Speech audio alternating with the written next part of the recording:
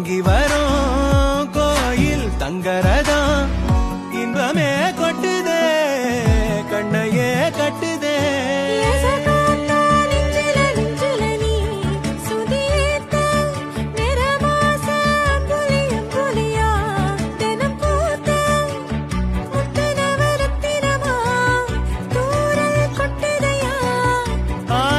கத்திரி போல வெட்டுது தேகம் கூச